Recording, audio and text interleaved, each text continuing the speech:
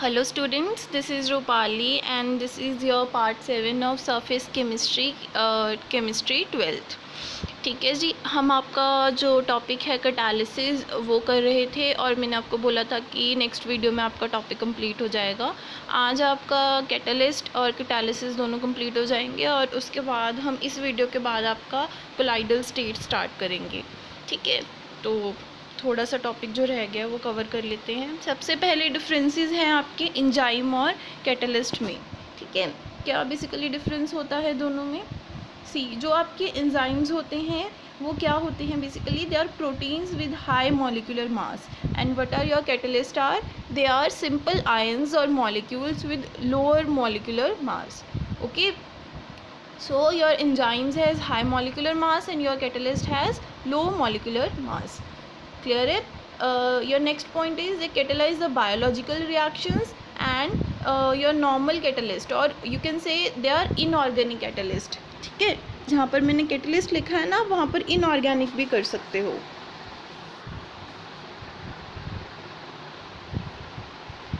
Catalyst के साथ आप इनऑर्गेनिक वर्ड भी ऐड कर सकते हो, क्योंकि जो आपके एंजाइम्स होते हैं वो ऑर्गेनिक कैटलिस्ट होते हैं और जो आपके सिंपल कैटलिस्ट होते हैं वो इनऑर्गेनिक कैटलिस्ट होते हैं बेसिकली।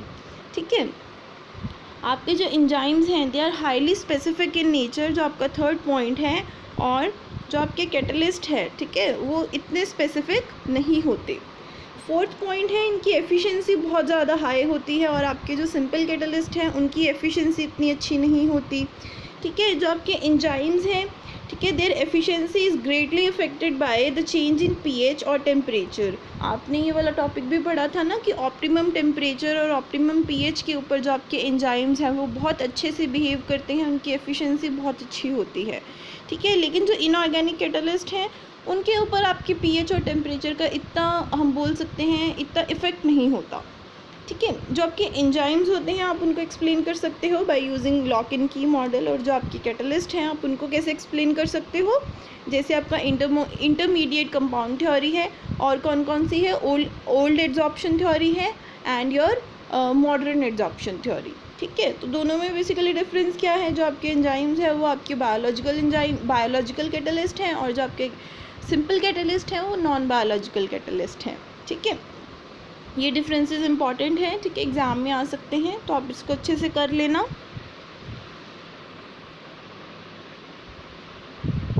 हाँ जी, नेक्स्ट है आपका जो कैटलिस्ट आपके इंडस्ट्री में यूज़ होते हैं। वैसे हम ये कैटलिस्ट पढ़ चुके हैं, जैसे जैसे हम आपका टॉपिक कवर कर रहे थे उसमें एग्जांपल्स में हमने ये किया है, लेकिन हम थोड़ा अलग से भी देख लेते हैं कि कौन कौन से हैं, सो दैट कि अगर आपको इस अकॉर्डिंग कोई क्वेश्चन आए कि आप वो कैटलिस्ट के नाम बताओ जो इंडस्ट्री में यूज़ होते हैं तो आप उसको टैकल कर सकें।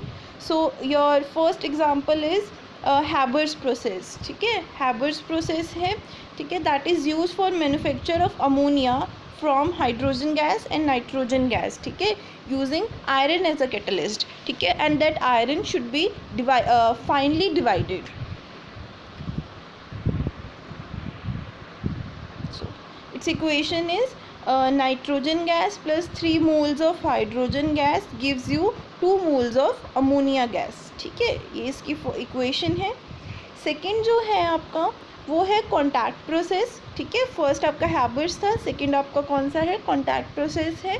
इस प्रोसेस में आप क्या करते हो? You oxidise the sulphur dioxide using air. ठीक है, और O2 oxygen in the presence of vanadium pentoxide as a catalyst. ठीक है, and you will get sulphur trioxide SO3।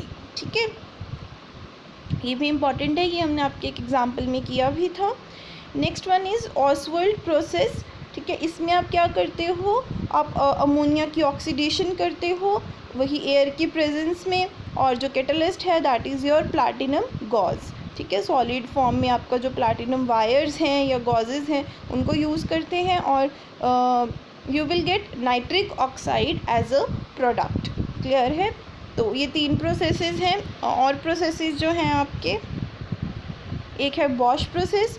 Bosch process में आप क्या करते हो? यू विल टेक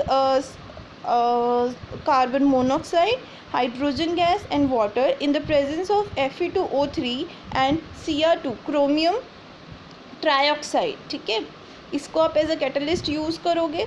आपका जो बेसिकली Fe2O3 है ना, वो तो है कैटलिस्ट, और जो आपका क्रोमियम 2O3 है वो क्या है, आपका प्रमोटर है, ठीक है। जब आप उसको इन 3 इंग्रेडिएंट्स के बीच में ऐड करोगे तो आपको क्या प्रोडक्ट मिलेगा, आपको मिलेगा carbon dioxide plus H2 as your major product, ठीक है। यहाँ पर जो आपका मेजर प्रोडक्ट है दैट इज़ हाइड्रोजन गैस, ठीक है। जो आपका CO carbon monoxide plus H2 है उसको हम और क्या बोलते हैं, वाटर शिफ्ट गैस बोलते हैं, ठीक है। आप इसको पढ़ सकते हो, ये इम्पॉर्टेंट है जो CO प्लस H2 है।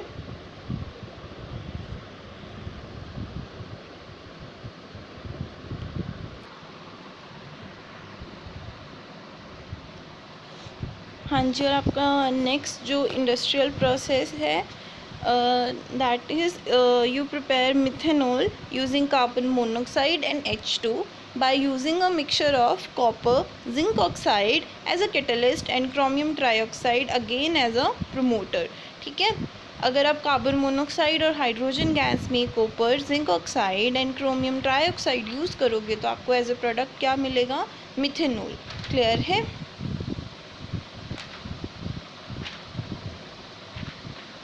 हाँ जी, नेक्स्ट आपका है auto catalysis and induced catalysis, ठीक है। तो ऑटो कैटालिसिस आपका क्या होता है, that is during a reaction if one of the product formed can act as a catalyst, ठीक है। यहाँ पर आप ऐड कर लेना, फॉर्म्ड के बाद आप ऐड कर लेना एक्ट, ठीक है। जब आपका एक प्रोडक्ट जो फॉर्म हुआ है, ठीक है, वो एज अ कैटलिस्ट वर्क करने लग जाए तो हम उसको बोलते हैं ऑटो कैटालिसिस, ठीक है। बेसिकली क्या हो रहा है, जो आपका रिएक्टेंट है, ठीक है, जब वो प्रोडक्ट में कन्वर्ट हुआ ना तो उसमें से कोई एक प्रोडक्ट कैटलिस्ट की तरह वर्क करने लग गया, मतलब रिएक्शन ने खुद को ही कैटलाइज कर लिया, ठीक है। इसलिए इसको क्या बोलते हैं, ऑटो कैटालिसिस। यहाँ पर आपकी एग्जांपल है in the titration of KMnO4 solution in the presence of dilute H2SO4, ठीक है। फर्स्टली क्या होता है, आपका जो KMnO4 का कलर है ना वो फर्स्टली हमारा फेड होना शुरू होता है। आपको पता होगा कि KMnO4 का कलर कैसा होता है, डार्क पिंक बोल सकते हो आप, या पर्पल कलर बोलते हैं वैसे, थोड़ा सा लाइट पर्पल और डार्क पिंक के इन बिटवीन सा कलर होता है, ठीक है। वो क्या करता है, first it fed slowly and then faster, ठीक है। पहले वो धीरे धीरे स्लो फेड होता है और फिर वो फास्ट फेड होने लगता है। क्यों होता है, that is due to the formation of Mn2 positive ions, ठीक है।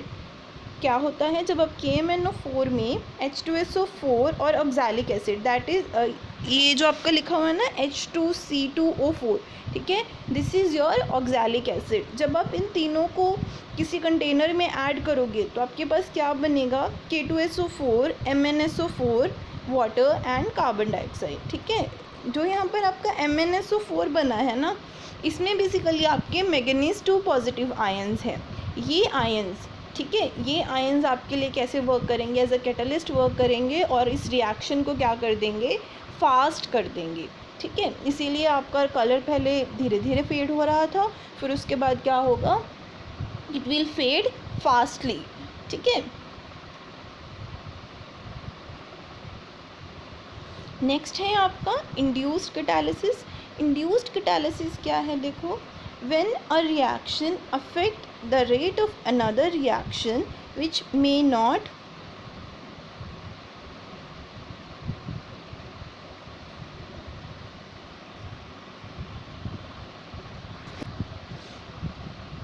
हाँ जी, which may not otherwise occur under the same condition, the phenomena is known as induced catalysis। क्या होता है आपका, आप इसको एग्जाम्पल से समझो, आपको ज़्यादा अच्छे से समझ में आएगा।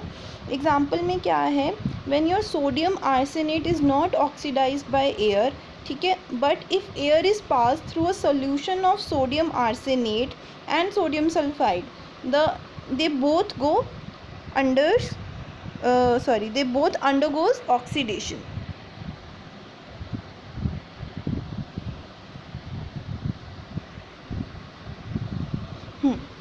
ठीक है।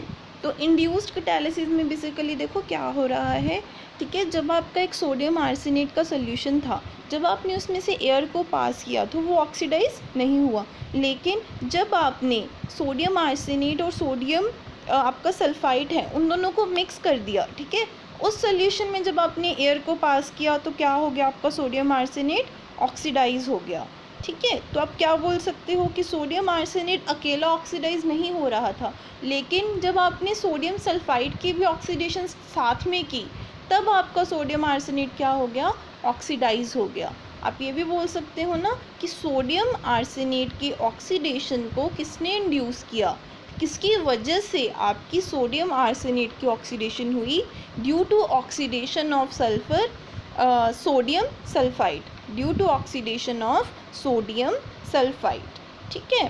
तो बेसिकली सोडियम सल्फाइड की ऑक्सीडेशन ने सोडियम आर्सेनेट की ऑक्सीडेशन को क्या कर दिया, इंड्यूस कर दिया, ठीक है। तो यही लिखा है मैंने, when a reaction affect the rate of another reaction, जब एक रिएक्शन दूसरी रिएक्शन के रेट को अफेक्ट करे, लेकिन ज़रूरी नहीं है कि दोनों सेम ही कंडीशंस में अकर हों, which may not otherwise occur under the same condition.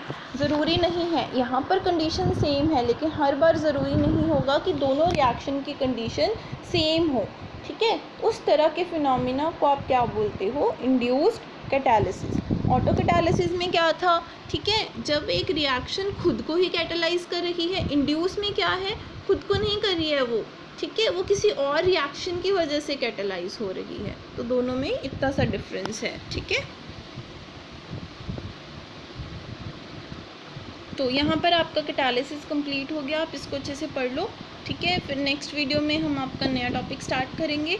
इस टॉपिक में आपको कोई भी डाउट है, कोई भी क्वेरी है तो आप पूछ सकते हो। यहाँ पर ईमेल आईडी दिया हुआ है और फ़ोन नंबर भी दिया हुआ है, ठीक है जी। Okay students.